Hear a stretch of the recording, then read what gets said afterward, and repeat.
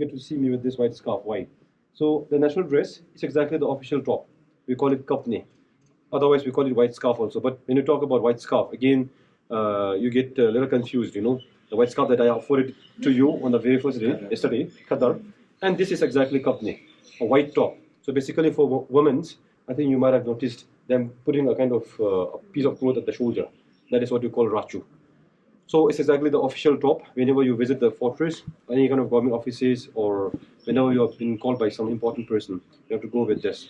It's exactly the symbol of respect in Bhutan. So to begin with, I actually wanted to talk a little bit about the paintings. So if somebody can come over here, we're going to talk about the mandalas.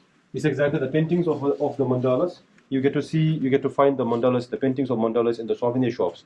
And same, you even get to see the painting of the wheels of life. Otherwise, we call it Baba Chakra. So basically, to begin with, I actually wanted to touch a little bit about the mandalas.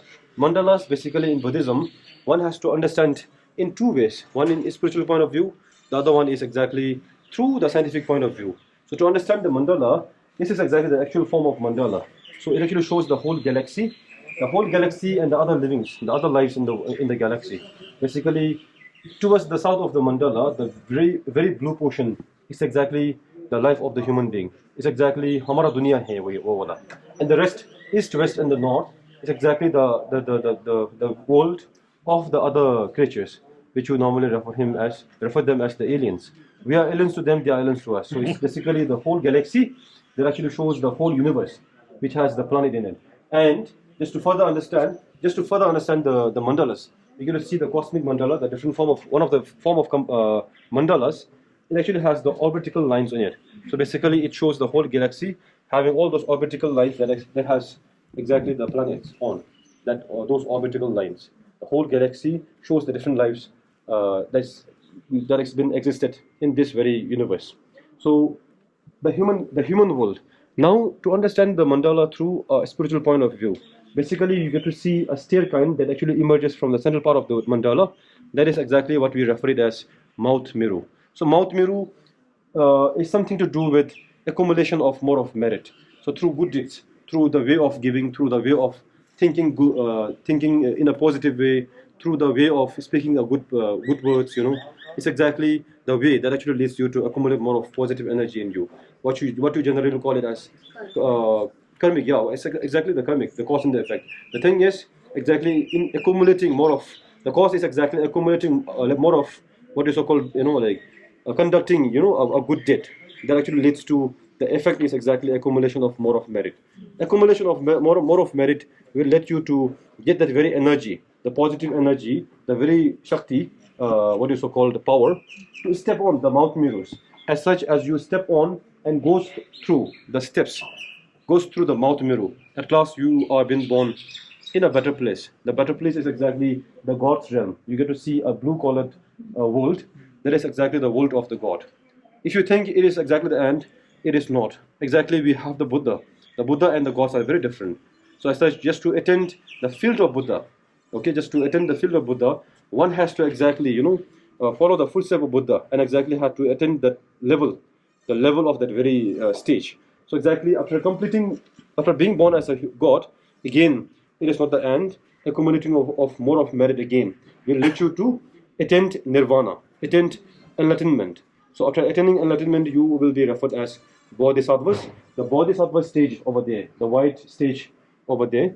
Spiritually, it has been said like we have a total of 10 different stages of bodhisattva field.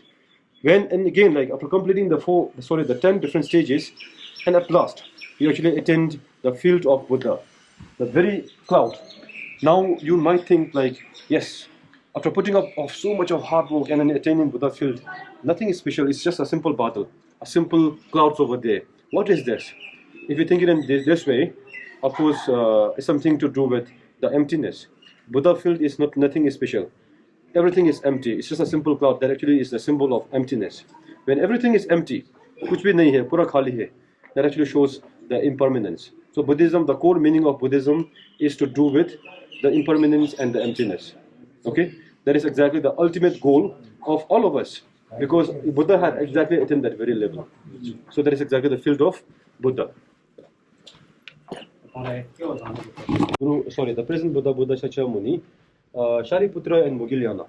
So Mugilyana has exactly introduced, or let's say, the designed this particular painting, the painting of Bhava Chakra, or otherwise we call it the wheels of life. When we say wheels of life, it's something to do with the karmic cycle. The cause is you are doing good. The effect, as you know, accumulating of more of merits. You have been born in a better place. The cause is something like you have committed a lot of sin, and exactly the effect will be in a different place. The place where you call it the world of samsara. Now, if you wonder, where is exactly the world of samsara? It's all been described through the wheels of life. Just to understand the painting, one has to exactly focus on the center. So exactly in the center, we get to see a pig, rooster, and a murga. Sorry, a rooster, pig, and a snake. That actually depicts the cause of suffering.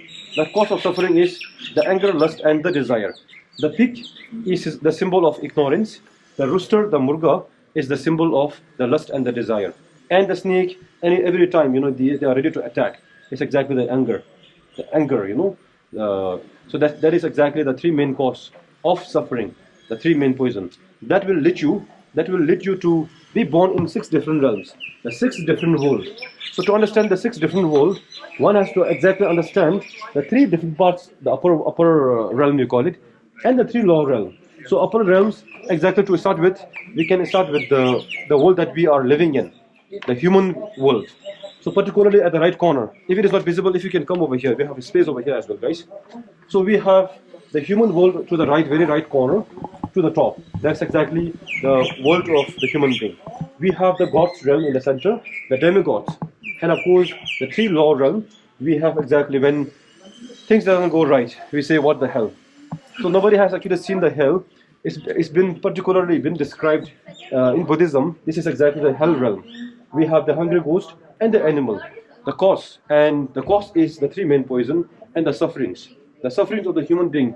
Let us discuss about the sufferings in the human world. At times, when you are born, and from that very time, the initial time, both mother and the child, they are full in pain. The suffering of the birth.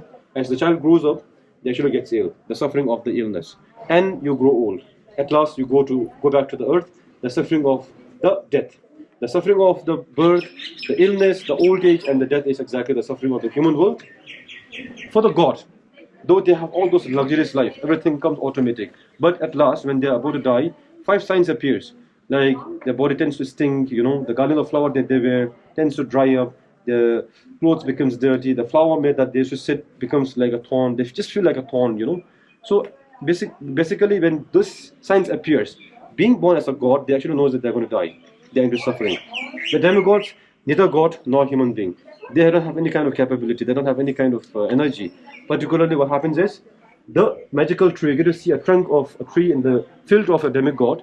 Has been sowed. The seed has been sowed, germinated, nurtured by the demigods. At last, the fruits is exactly beared in the realm of the human, the god. The gods, without any hardship, they enjoy the result. Demigods, they get frustrated with the god. They actually open a kind of war, and they are being killed. Being born as a demigod, they are basically been killed in the battleship. The suffering of the demigods. Hell, it's very interesting. Sometimes you'll be boiling, at the very intense heat over here. Sometimes you will be put on the mountain. The intense heat and the intense cold is exactly the suffering of the hell realm, and it's the busiest, the busiest realm, the busiest world that we have, that we can describe in the wheels of life. The animal, as you know, we just make them use, we just eat them. The non-vegetarians basically. So we eat the animals. Without the non-veg people, like, we don't have to kill the animal. It's all because of thing like it's the karmic cycle. So we have a saying, "Ya shi jobo ki shi ya luki." The yak, like die because the nomad kills them. And again, in ulta, no, the karmic cycle, the yak has been born as a nomad, and the nomad has been born as a yak. So again, they just kill them. It's all the cycle. So it's exactly about the animal realm and the hungry ghost, a bigger tummy with a very thin narrow-sized neck.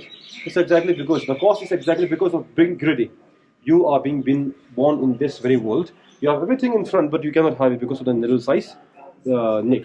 Because you actually want to have it because of the kind of intention. You actually want it's burning from the inside. It's something like starvation. So a hunger, a great hunger, or the starvation is the suffering of the hungry ghost. So with all those suffering, because of the three main poisons, it will lead you to a suffering. And exactly, if you have been born in these 6 different worlds, one fine day you're going to go into the monster's mouth. That monster is none other than the Yamraji, the Lord of Death. That shows there is a death. Okay? So if you want it to be permanent, if you want it to be, if you don't want to die, one has to go through those stages. You have to surrender the three main poison, and exactly you'll be accumulating more of merits. And with accumulating of more of merits and positive energy in you, you have been born in a better place. The better place is exactly the very fine, the finest place, the stage of Buddha.